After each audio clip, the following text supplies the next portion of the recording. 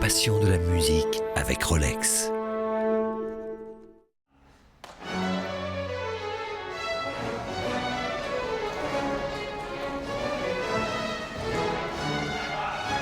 C'est une méditation sur le temps qui fait passer de l'insouciance à la désillusion.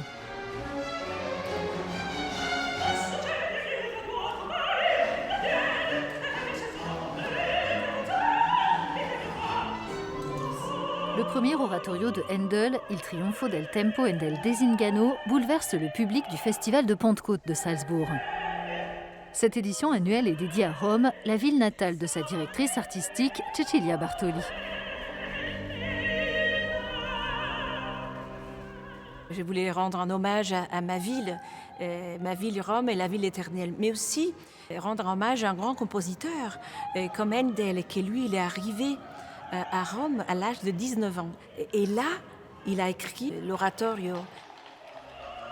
On peut presque voir ce qu'a ressenti Handel quand il est arrivé à Rome. Cette ville baroque, des styles différents finalement. Et là, dans la musique, il y a toute cette énergie.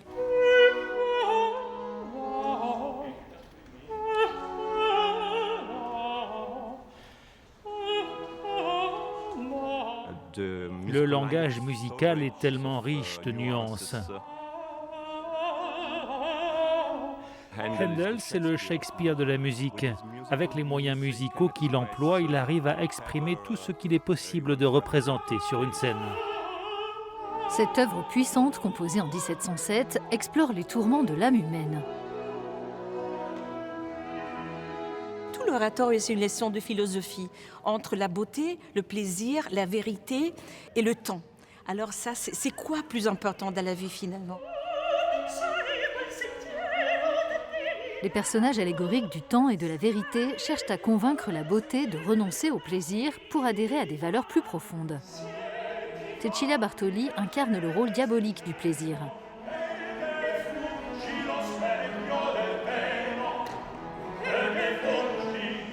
Il y a une phrase que je dis, il tempo sembra l'uomo ingrato oggetto.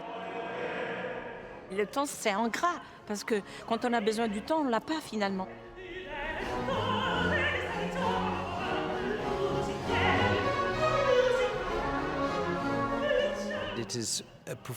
C'est une pièce extrêmement importante, je trouve. Notre époque, depuis un certain temps maintenant, est obsédée par la jeunesse et la réussite. Je crois qu'il est beaucoup plus intéressant que chacun d'entre nous trouve le moyen de comprendre qui il peut être sans tenir compte de l'opinion des autres. C'est très difficile à faire. Et pour moi, c'est le thème central de cette œuvre.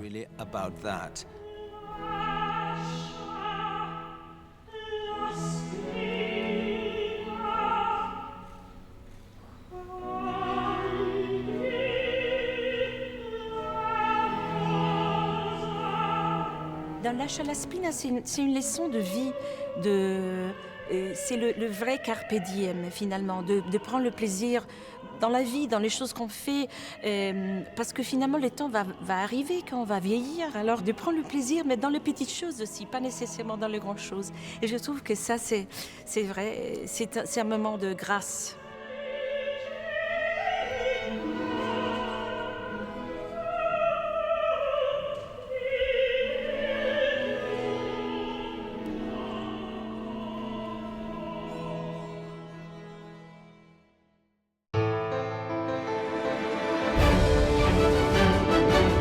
Musica, la passion de la musique avec Rolex.